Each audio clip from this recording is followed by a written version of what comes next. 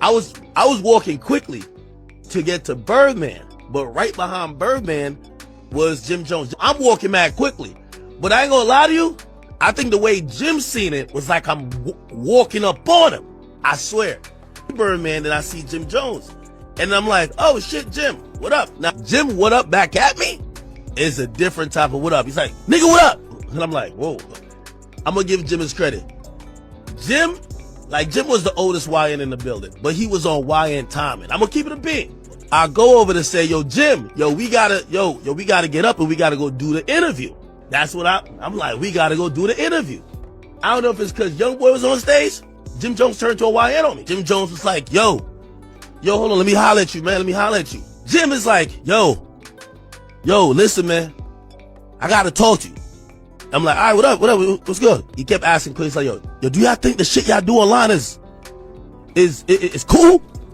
So I'm like, what are you talking about? I'm kind of confused, honestly. I'm legit confused. I didn't get too much info out of him, but he mentioned 6ix9ine. He said, whatever 6ix9ine. Then he's like, yo, y'all gotta know, it ain't safe when niggas is playing with me like that. And I'm thinking about, I'm like, what the fuck do I? So I kept trying to ask him, I said, what me and 6ix9ine gotta do with you? Or what I gotta do with if you and 6ix9ine got something? Rappers are the best that if they can't find the person they don't like, someone else inherits. So it's like Dave Free seeing me and Dave Free saying, yo, well, I'll never see Drake ever in life, so let me tell you why I'm mad at Drake. Okay, cool. Think I'm like, yo, is he mad at, how is he mad at 6ix9ine and coming at me?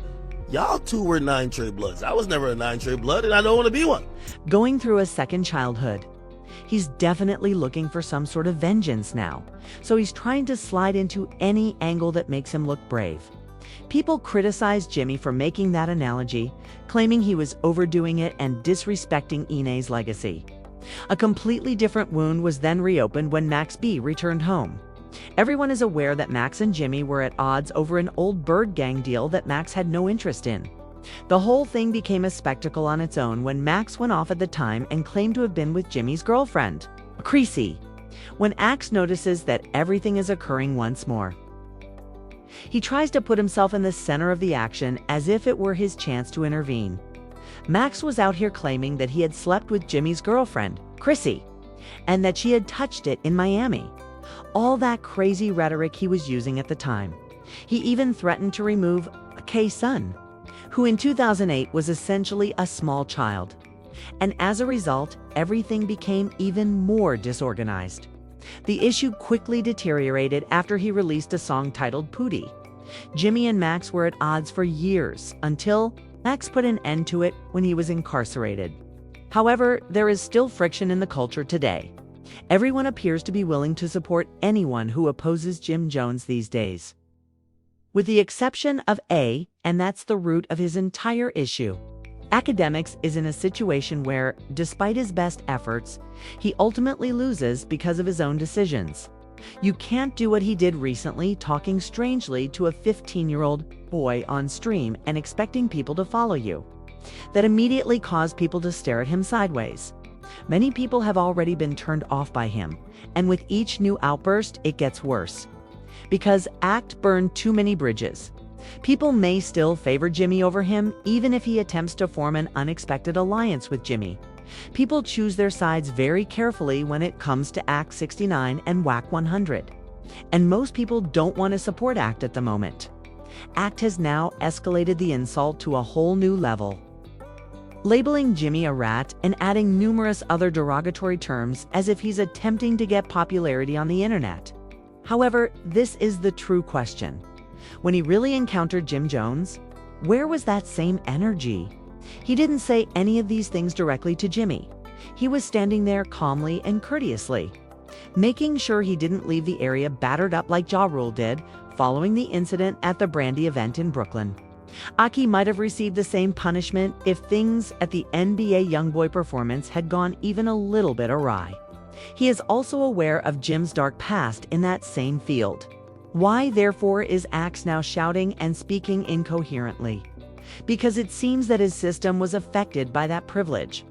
And I mean straight Hennessy when I say privilege. now that the liquid bravery has taken hold. He is rashly discussing Jimmy online as if he has forgotten the details of their initial meeting. Acting brave, A jumped on his stream and told Jimmy that he was becoming old, that he should wake up, and that he shouldn't be moving the way he does at nearly 50. In actuality, he had none of this smoke while they were standing chest to chest. So he's essentially trying to lecture Jimmy on how to behave. Now that he's online, he's yelling into the microphone and telling Jimmy about himself as if he's suddenly the tough man in the conversation. Are New York City gentlemen in their 40s and 50s having, I won't even call it a midlife crisis, but they're literally having like this like almost stunted development? All the 50-year-old men who were gangsters and cool dudes back in the day seem to have the most childish ideals. They're all dressing like they're YNs, acting as if they are children, and they're still playing the same childish games as if they were 14 and 15. Now, Jim Jones, who we all know, he is what we call a senior citizen. We just have to be honest. Jim Jones is someone living out a fifth childhood, and it's okay. I don't necessarily mind the drip. I just would hope he would use some Beijing, because I think the gray hair peppered around the tight jeans and muscle shirts throws me off. That's it. Other than that, I like Jim Jones not only for his music. I like the fact that Jim Jones is showing that no matter how old you are, he's always fit in shape. And even though he might need to work out the legs, he's in the gym all the time, obviously, right? And I actually do like that, right? Now, one person I thought wouldn't be adding to this list is Fabulous. Now, Fabulous is one of those guys, I've always said I've listened to Fabulous music for over 10 years, and I don't know one thing about this. He got all the punchlines, for everything. But I've never thought his music was a great reflection of giving me an insight into his world, and maybe I've just listened differently than other people. But Fabulous is also one of those people that when I see him on Instagram, I kind of be like, yo, is he trying to dress like a YN too? I can't tell. Now, I like Fabulous. You know what I mean? Fabulous is always like, at a point in New York City history, he was like, to me, the coolest guy. He was always seen as like the coolest guy from New York, right? However, I just want to, let me see, how old is Fabulous? Fabulous is 48 years old. These days when I'm seeing Fabulous, by the way, there's nothing wrong with trying to dress well, but at certain points, I'm like, is Fab serious? Like, I can't really tell. Axe jokes will undoubtedly make some people giggle. And those who already detest Jimmy will nod in agreement, but they still don't feel comfortable with A expressing it. That's the entire issue. Akademiks continues to strive for victory, but each time he does so, it appears as though he is losing even more. He's attempting to blend in with the anti-Jimmy safe bunch. Indeed, many people have been opposed to Jimmy for a long time. Some people stopped taking Jimmy seriously after the issue with True Life back in the day, especially after the Rucker incident. Then, when the entire Rico tsunami struck and the wiretapped conversation with Mel Matrix went public, things became even more chaotic. People make snap judgments and say Jimmy was acting shady, but nothing in that call actually supported any of those claims. They didn't really get the context. Thus, it was just the internet misrepresenting the situation. The story was made worse by 6ix9ine's online attempts to portray Jimmy as a rat. Jimmy was therefore already tired of all these rumors continuing to circulate. He pressed act as soon as he saw him in person because of this. Jimmy was sick of seeing his name disparaged, and it continued to provide a forum for those who were making outrageous remarks about him. A is now startled that Jimmy retaliated. However, he is the one raising all of these shouts and stirring things up as if he hadn't anticipated this. Axe tries to pretend he had nothing to do with it when one of these individuals eventually strikes back. However, this isn't how it operates, because he provides the forum for all the contempt to proliferate. He is guilty by association. Since he is the one publicizing the entire event to the world, he cannot act as though his hands are clean, even if he wasn't speaking like that when they were face to face.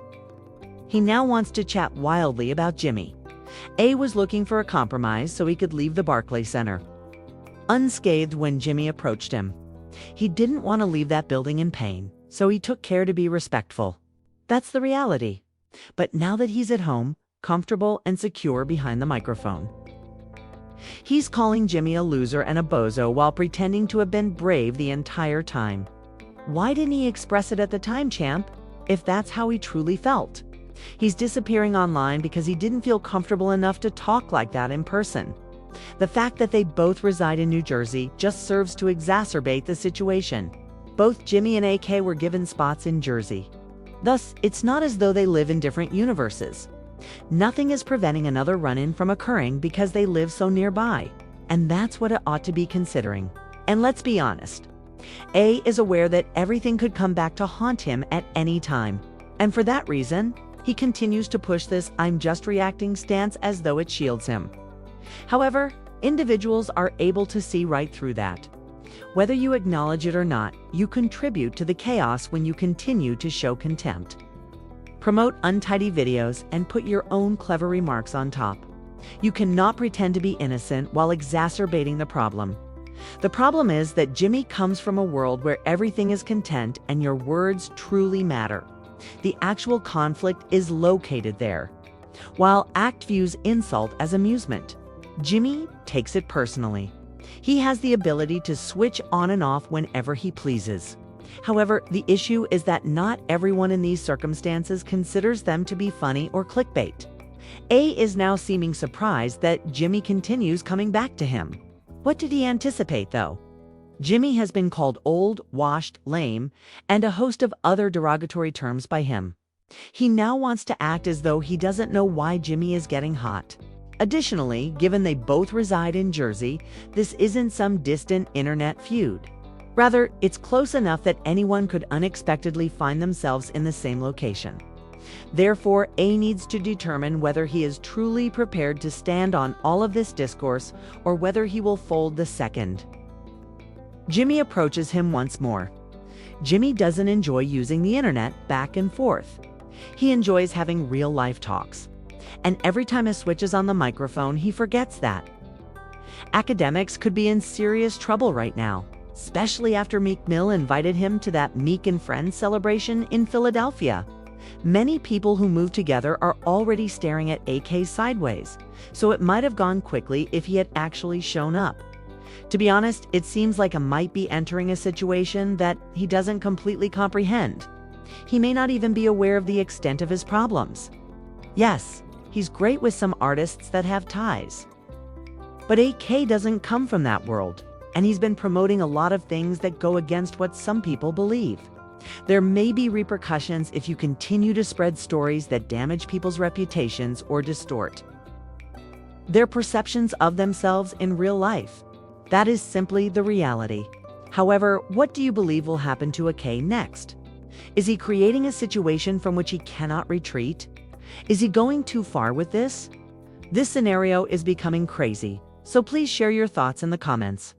Before you leave, remember to use the like button, share this video, leave a comment, and subscribe to DripSen. Click the Hype This Video button if you truly want to see this video take off. You may have it for free, but it means a lot to me. I'm grateful.